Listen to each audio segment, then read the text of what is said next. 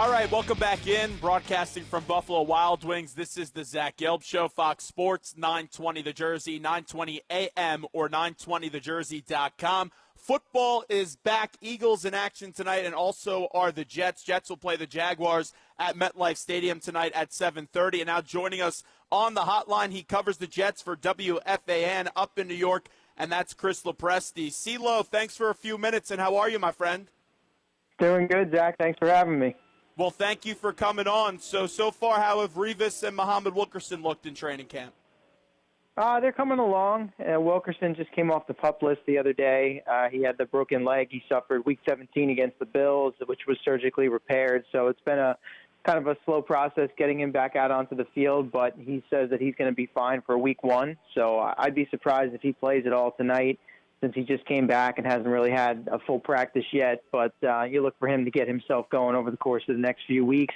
Revis has come on nicely. He had the wrist surgery in the offseason, and they kind of brought him along slowly in camp. But we had the fireworks at the end of last week with Revis and Brandon Marshall getting after each other in practice. They had to be separated. So I think Revis is feeling pretty good. He was pretty physical that day. He and Marshall got into it. They were very physical at the line of scrimmage. So it looks like that surgically repaired wrist is feeling pretty good, and he should be full speed ahead here the rest of camp. Were you surprised that the Muhammad Wilkerson deal got done? Because I didn't think that was going to get done. Yeah, I think we were all a little bit surprised just because it didn't seem like there was a lot of negotiating going on right up as that deadline was approaching that day for the franchise tag players. And then all of a sudden, out of the blue, at the 11th hour, they had the agreement. So it was something that's taken a really long time. I feel like we've been asking him about it for over 2 years now, and it's kind of spanned maybe even 3 different regimes. At the end of Mike Tannenbaum's era, it was probably when the Jets were first thinking about the fact that they're going to be looking to extend Wilkerson because he was a productive first-round pick for them. And then you had John Idzik come in. It never got done there. And then it took over a year, almost a year and a half of the Mike McCagnon era for them to finally come to the negotiating table and get something done. I think both sides kind of definitely compromised in this case, which is usually what happens. Both teams kind of have to give in a little bit if they're going to get something done at the deadline. So I think Wilkerson signed maybe a shorter deal than he was looking for. This was a 5-year contract, whereas I think he was looking for 6.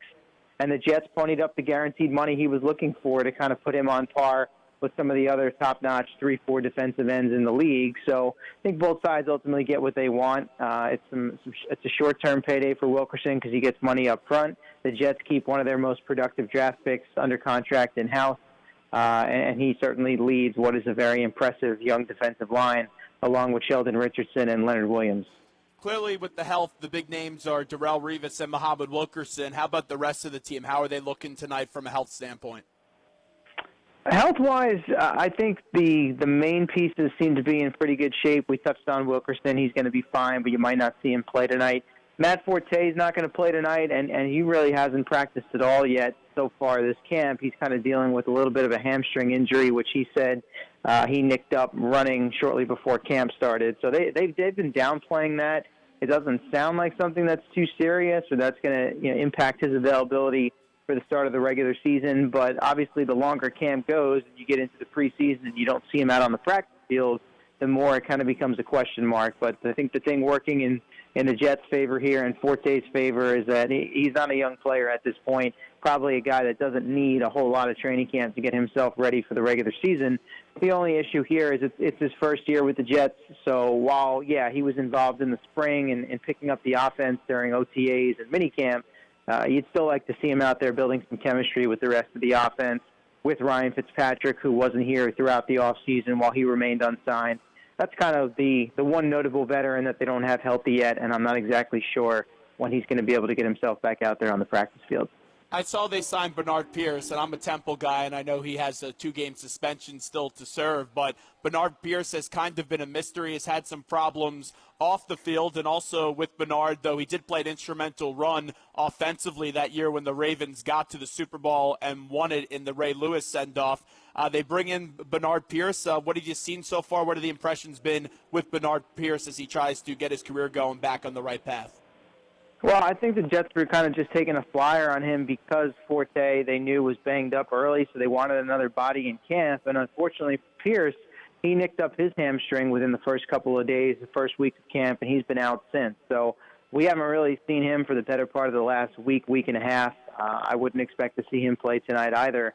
So the depth at running back is a little banged up at the time. It was an opportunity for him to at least come in and get some carries in a preseason game and put some stuff on tape. If the Jets didn't add him to their final 53-man roster, maybe he could catch on somewhere else. But he's kind of put himself behind the eight ball a little bit just because he hasn't been healthy enough to be out there on the field. So I'm not really sure where they go forward with him. Right now you're looking at Bilal Powell being the lead guy until Forte gets back, and then they've got a couple of youngsters, some undrafted guys on the roster.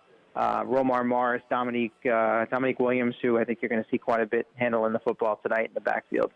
Chris Lopresti joins us right now on the Zach Gelb Show, Fox Sports 920 The Jersey. Chris does a phenomenal job covering the Jets for WFAN up in New York. Let's get to the quarterback, Ryan Fitzpatrick. We know his contract dispute ended right before camp started, and he was a minute or a few seconds late to that meeting. Last year was a career year, a franchise year for Ryan Fitzpatrick. 31 touchdowns to 15 interceptions, just missed getting 4,000 yards. The big problem with Fitzpatrick during his career has been the consistency from year to year. What are the expectations? Can he replicate those numbers or come close to those numbers from a year ago? Well, the expectations are certainly going to be that he needs to replicate the numbers or maybe take it a little bit further. I mean, that's the way he's being paid. That's the way the Jets envision it. That's why they brought him back. And it's a veteran offense, obviously with two big-time receivers in Marshall and Decker. You add Forte to the mix, and they've got some pieces in place. But you're right. The consistency has been the issue for him. And look, he's not going to beat you physically. It's not the arm talent. It's certainly not any sort of speed or mobility that he has, although we saw him do a good job scrambling at times last season. It's the mental side. It's sort of that gunslinger mentality. It's funny, this time last year when Geno Smith got punched and went down and Fitzpatrick stepped in, we said, well, if he can just kind of step in and be a game manager, it's really not his style. And I think that's what you saw last year. They threw the ball quite a bit. He puts it up there for grabs. He has a lot of faith in his top two wide receivers. Sometimes that results in some poor throws or some passes that can be intercepted. So I think the chances of them putting up the numbers, it's certainly there again, just because why not? They're in the same offense in year two. He's had a lot of success playing in the Chan Gailey offense. We talked about the talent at receiver. To me, though, I think it's just asking a lot. I think they're going to see some better teams and some better defenses this year, specifically in the first half of the season. There's not a lot of soft places to land on that schedule. And you hate to play that game this time of year because, we say, well, so-and-so looks good, so-and-so doesn't, and then we see it every year in the NFL. There are surprises, both good and bad. So I don't want to get too far ahead of myself that way. I'm just not sure it's going to be as easy to move the football this year. I think teams and defenses will have had a full off season to go back and look at what the Jets did well on offense, how they executed, especially in the red zone. And teams are going to make adjustments. So I'm interested to see how Chan Gailey counter-reacts to that and what kind of new wrinkles they may have put in place. But as a franchise record year, that's saying a lot. I'm not sure they'll be able to quite catch those numbers from a season ago. And I don't know where that leaves them in terms of wins and losses, but I think they're going to have to obviously get a big year out of their defense, which should be very capable, and we know they have some big names on that side of the football. The consistency, like I said, does concern me, but I'll give Fitzpatrick credit. I think he's better than the 28th best quarterback in football. I saw Steven Ruiz release his rankings, and he put Fitzpatrick at 28. That seems not too fair to me, CeeLo.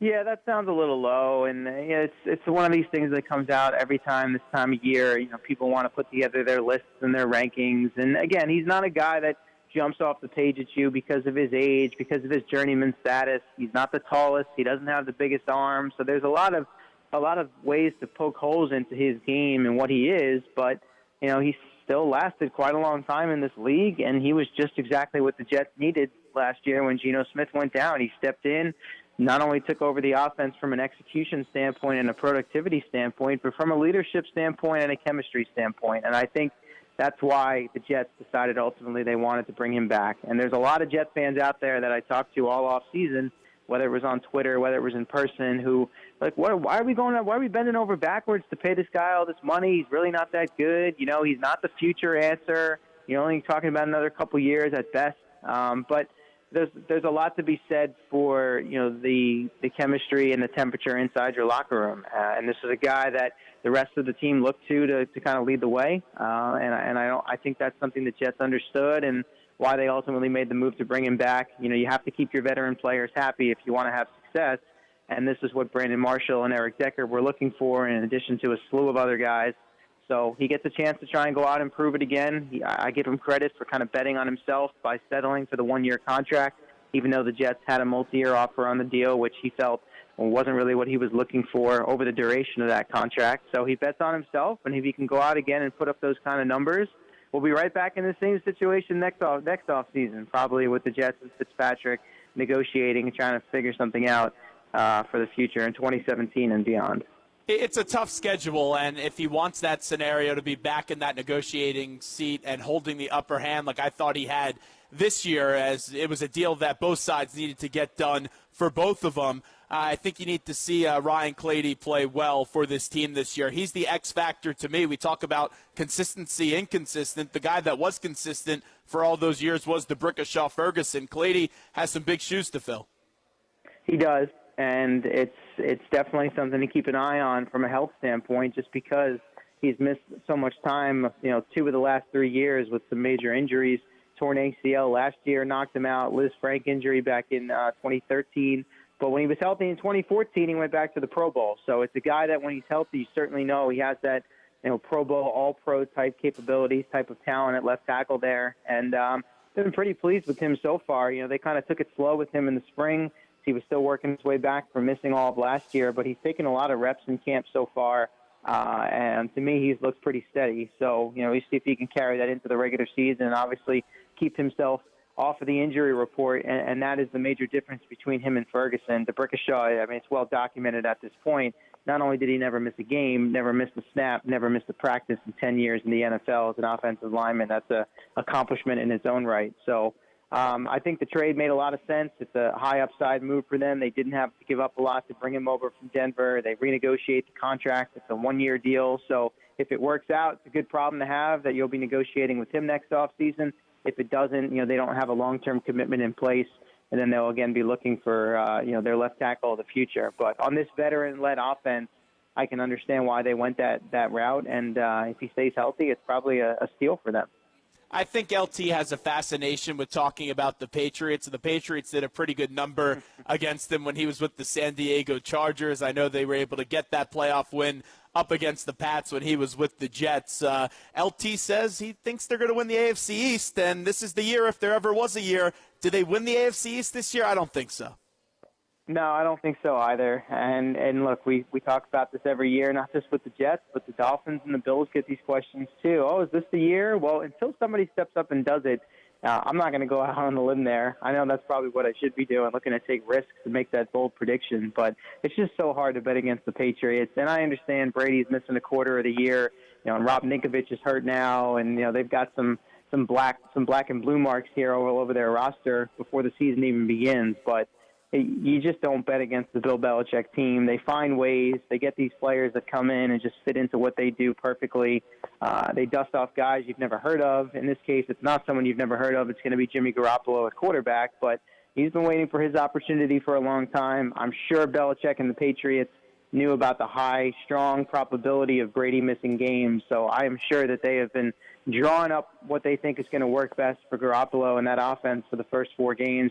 And I'd be very surprised if they go worse than 2-2. And when you look at what the Jets have early on in their schedule and their season, they're going to have to post some numbers here in the first half, I think, if they really want to give chase and put the pressure on the Patriots. And their head-to-head matchups with New England are late in the season, so they're not going to see each other until November, and then a game in December. So we'll see where it stands at that point. But I have a feeling by the time those games arrive, the Patriots will probably be the well-oiled machine that they always are. Brady will be back, and the Jets will have to really do some damage in those head-to-head matchups. We're wrapping up with Chris Lopresti. With Todd Bowles, I got a chance to interview him a few months ago. Very calm guy, but I love his football mind and his intelligence for the game, and he's been involved in the game for a very long time. With Todd Bowles, this is his second year. He had a very successful year number 1. Clearly the Jets wanted to make the playoffs last year and fell short in that final game to the Buffalo Bills. Do you see any differences with Todd Bowles from year one to the start of year two? I don't see a lot of differences because I think he came in year one and was just himself and said, here I am, take it or leave it. And you really can see the Bill Parcells influence. He doesn't get too high or too low, keeps a lot of things close to the vest. He's not about going out of his way to publicly praise specific players. Not to say he goes out of his way to criticize them either, but you'll get some guys that stand out in camp that we've been asking about over the course of the last few weeks just to look for some sort of juicy quote to run with on an up-and-comer that maybe no one's heard of, and Bowles will kind of just stand there with that stone-cold look and say, let's see when the lights come on. I got to see these guys do it in the games. I'm not going to get too excited about what's going on the practice field. So those young guys get a chance tonight, and it's only preseason game one, so you don't want to take too much out of that either. But I think he has his team focused. I think they understand, what the mission is. Stay the course. Don't get too high or too low. Don't live in the media. Don't live in the emotional moments. So I think he's got a very good handle on where things are at. So I think they're in good shape with the head coach and the general manager. It's just a matter of, can they come up with some wins in some of these tough games early in the season to put themselves in a position to make a run at the playoffs late in the year. Are you at the stadium yet? Not yet. I will be on my way shortly. I thankfully don't live that far, so we have a 7:30 kick tonight. I'll be looking to get there probably an hour and a half before the game starts. I'm curious if there's a lot of fans at the stadium. That's why I asked. But Chris Lopresti, you do a great job covering the Jets for WFAN. We appreciate a few minutes today. Thanks so much. Thanks, Zach. Thanks for having me. Anytime.